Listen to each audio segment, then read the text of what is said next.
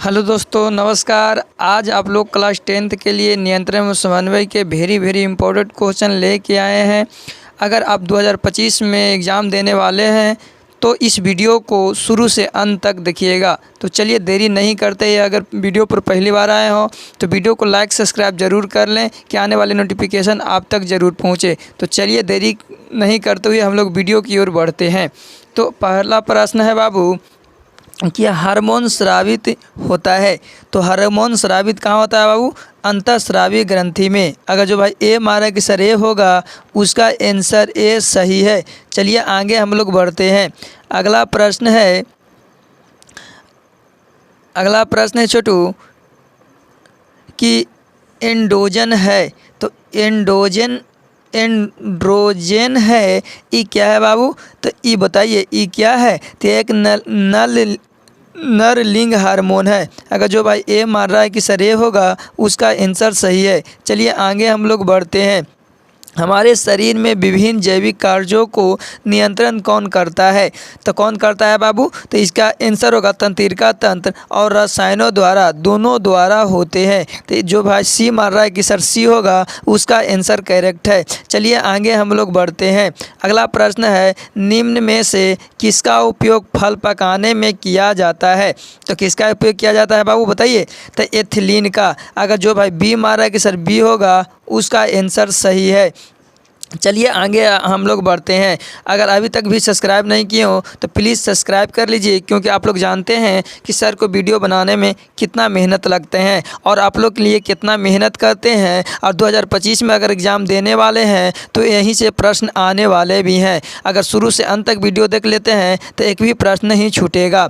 किस हार्मोन के कारण पत्तियाँ मुरझा जाती है? तो आगे है कि किस हार्मोन के कारण पत्तियाँ मुरझा जाती है बाबू, जल्दी बताइए। तो इसका सही आंसर होगा एब्सिसिक अम्ल के कारण, एब्सिसिक हार्मोन के कारण पत्तियाँ क्या होती हैं? पेड़ पौधे की पत्तियाँ मुरझा जाती है। चलिए आगे हम लोग बढ़ते हैं। अगला प्रश्न है, तंत्रिका कोशिकाएं कितने प्रकार के होते हैं? तो 3 प्रकार के होते हैं। अगर जो भाई सी मार रहा है कि सर सी होगा, उसका आंसर करेक्ट है। चलिए आगे हम लोग बढ़ते हैं। अगला प्रश्न है छोटू, प्रत्यावर्ती चाप कहाँ बनते हैं? तो प्रत्यावर्ती चाप मेरु रज्जु में बनते हैं। अगर जो भाई ए मार रहा है कि सर ए होगा, उसका आंसर करेक्ट है। चलिए आगे हम बढ़ते हैं। कहता है मनुष्य के मस्तिष्क को कितने भागों में बांटा गया? तो अगर जो भाई 3 मार रहा है कि सर 3 होगा, उसका आंसर करेक्ट है। 3 भागों में, अग्र मस्तिष्क, मध्य मस्तिष्क और पक्ष मस्तिष्क। चलिए आगे हम लोग बढ़ते हैं।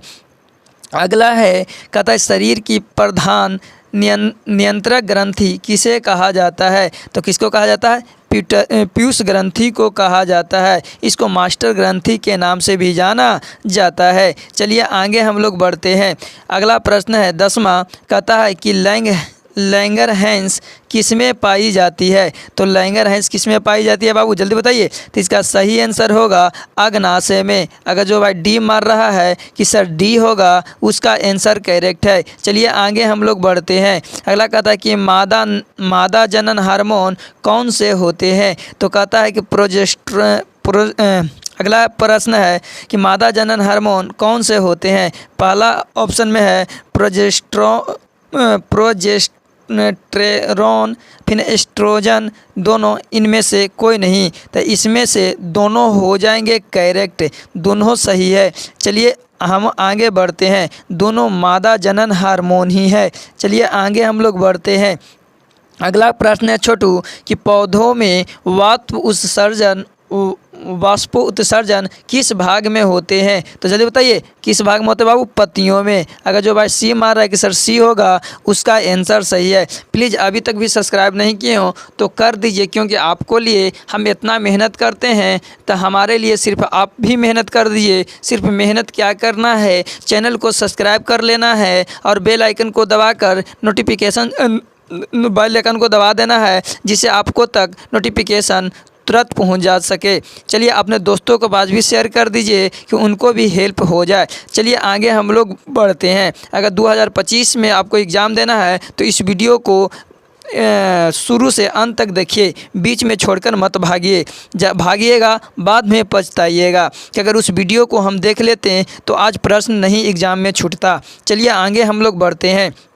कहता है कि शरीर का संतुलन मस्तिष्क का कौन सा भाग बनाए रखता है? तो अग्र मस्तिष्क। कौन भाग बनाए रखता है? अग्र मस्तिष्क। अगर जो भाई ए मार रहा है कि सर ए होगा, उसका आंसर करेक्ट है। चलिए आगे हम लोग बढ़ते हैं। अगला प्रश्न है छोटू कि मनुष्य में आयोडीन की कमी से कौन सा रोग होता है? तो आयोडीन के कमी से घेंघा रोग होता है, जिसको गोइटर भी कहते हैं। तो अगर जो भाई डी मारा है कि सर घेंघा होगा, उसका आंसर सही है। घेंघा मतलब गला ये फूल जाते हैं, इसी को घेंघा बोला जाता है। ये आयोडीन की कमी से होता है। चलिए आगे, आयोडीन मतलब नमक होते हैं। चलिए आगे हम लोग बढ़ते हैं। दो तंत्रिकाओं के बीच खाली स्थान को क्या कहते हैं? क्या कहते हैं बाबू? सिनेप्स कहते हैं। अगर जो भाई बी मार रहा है कि सर बी होगा, सिनेप्स होगा, उसका आंसर करेक्ट है। चलिए आगे हम लोग बढ़ते हैं।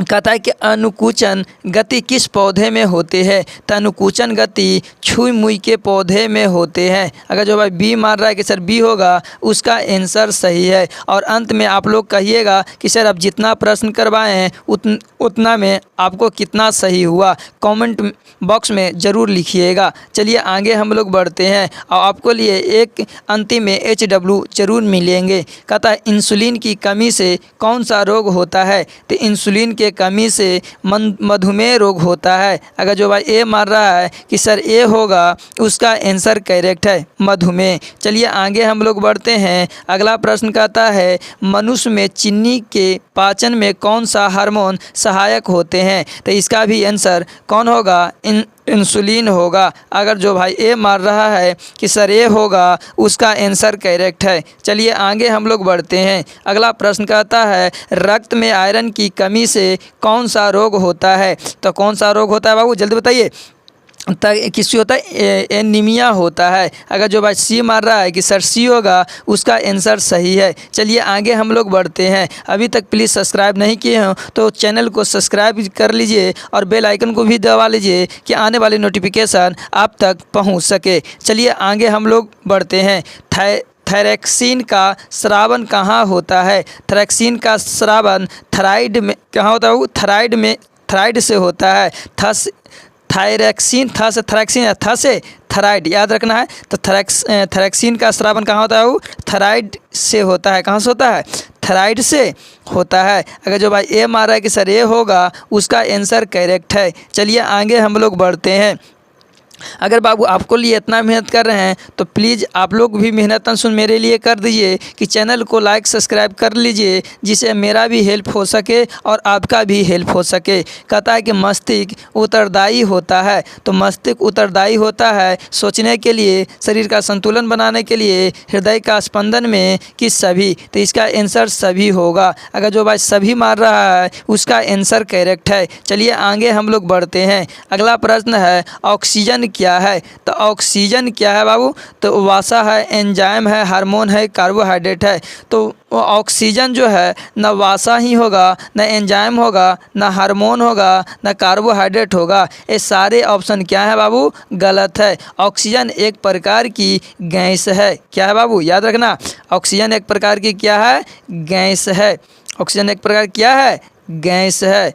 तो ऑक्सीजन एक प्रकार की गैस है। न ऑक्सीजन वसा है, न एंजाइम है, न हार्मोन है, न कार्बोहाइड्रेट है। ये चारों ऑप्शन क्या है बाबू? गलत है। ऑक्सीजन जो है एक गैसीय अवस्था में पाए जाते हैं। ऑक्सीजन एक प्रकार की गैस है। और वायुमंडल में बताना है, आप लोग जल्दी बताइए कि वायुमंडल में ऑक्सीजन कितना % होते हैं? तो ऑक्सीजन जो होते हैं बाबू 21% होते हैं वायुमंडल में। आगे बताना है कि नाइट्रोजन कितना % होते हैं वायुमंडल में? तो 78%। कितना प्रतिशत? 78% होते हैं। अगर कोई पूछे कि वायुमंडल में कार्बन डाइऑक्साइड CO2 कितना % होता है, तो याद रखना है कि 0.03% होते हैं वायुमंडल में कार्बन डाइऑक्साइड। तो तीनों बात याद हो गया। वायुमंडल में ऑक्सीजन 21%, वायुमंडल में कार्बन डाइऑक्साइड 0.03% और वायुमंडल में नाइट्रोजन 78% होते हैं। चलिए तो देरी नहीं करते हुए आगे हम लोग प्रश्न की ओर बढ़ते हैं। अगला प्रश्न है बाबू कि निम्न में से कौन संवेदी ग्राही अंग नहीं है? तो कान है, आँख भी है, नाक भी है, तो कौन नहीं है? मस्तिष्क जो है, क्योंकि मस्तिष्क संवेदी ग्राही नहीं है, क्योंकि संवेदी ग्राही ज्ञानेंद्रियों से जुड़े रहते हैं और ज्ञानेंद्रियों की संख्या 5 होते हैं। कान होते हैं, आँख होते हैं, नाक होते हैं, जीभ होते हैं और क्या होते हैं? त्वचा होते हैं। चलिए तो यही 5 को ज्ञान इंद्रियाँ हैं, यही 5 ज्ञान इंद्रियों से संवेदी ग्राही जुड़े होते हैं, बाकी और कोई संवेदी ग्राही अंग नहीं है, याद रखना है। चलिए आगे हम लोग बढ़ते हैं। अगला प्रश्न कहता है कि पादपों में पाए जाने वाला वृद्धि हार्मोन कौन सा है? तो वृद्धि हार्मोन कौन सा होगा, जल्दी बताइए। तो इसका वृद्धि हार्मोन जो होगा बाबू जिबरेलिन्स होगा। अगर जो भाई डी मार रहा है कि सर जिबरेलिन्स होगा, उसका आंसर सही है, करेक्ट है। ये वृद्धि करता है पौधों में, है ना। कहता है कि पादपों में पाए जाने वाले वृद्धि हार्मोन कौन सा है? तो जिबरेलिन्स एक प्रकार क्या है? हार्मोन है। क्या है बाबू? हार्मोन है। कोई दिक्कत? चलिए तो आंसर डी हो जाएंगे। चलिए आगे हम लोग बढ़ते हैं और अंतिम क्वेश्चन आपके लिए HW दे रहे हैं, आप लोग इसका जवाब कमेंट बॉक्स में ज़रूर दीजिएगा। कहता है मनुष्य में कितने गुणसूत्र पाए जाते हैं? 23, 46, 30 कि 20? इसका सही जवाब आप लोग कमेंट बॉक्स में दीजिए। फिर मिलेंगे अगली वीडियो में अगली चैप्टर के साथ। जय हिंद, जय भारत और